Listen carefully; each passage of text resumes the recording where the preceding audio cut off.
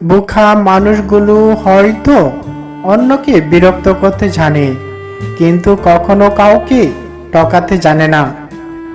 ভালো বন্ধু মানেই যে সে ভালো মানুষ তা নয়।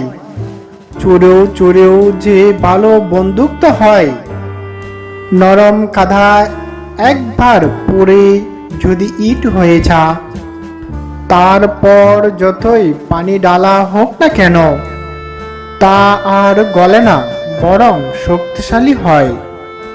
মানুষের মনও একই রকম। একবার কষ্ট পেলে এরপর শত আবেগও তার কোনো পরিবর্তন হয় না। আপনার সাথে অন্যায় ঘটনা ঘটতে পারে, কিন্তু আপনার ব্যথার গভীরতা আপনার ভবিষ্যতের উচ্চতার ইঙ্গিত দেয়। কিছু মানুষের কষ্ট চোখ দিয়ে ঝরে, কিছু মানুষের কষ্ট মেজাজ দিয়ে প্রকাশ করে, কিছু মানুষের কষ্ট হৃদয়ের মাঝে শুকিয়ে মরে। তবে কষ্টকে যারা প্রকাশ করতে না পারে তারাই জীবনে সবচেয়ে বেশি কষ্ট করে। আমরা সবাই একা জন্মগ্রহণ করি এবং একাই মৃত্যুবরণ করি। নিঃসঙ্গতা অবশ্যই জীবনের যাত্রা অংশ।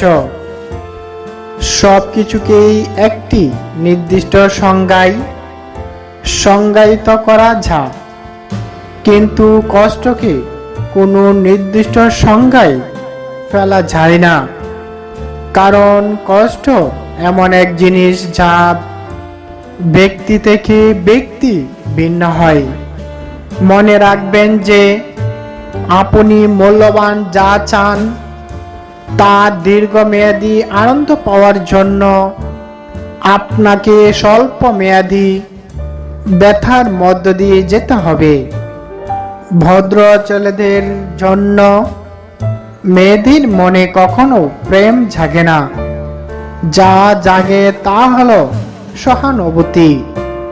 মানুষ যার সাথে জীবনে সবচেয়ে বেশি সময় কাটায় বা কথা বলে, এক সময় তার সাথেই সবচেয়ে কম কথা বলা হয় অথবা হয়ই না।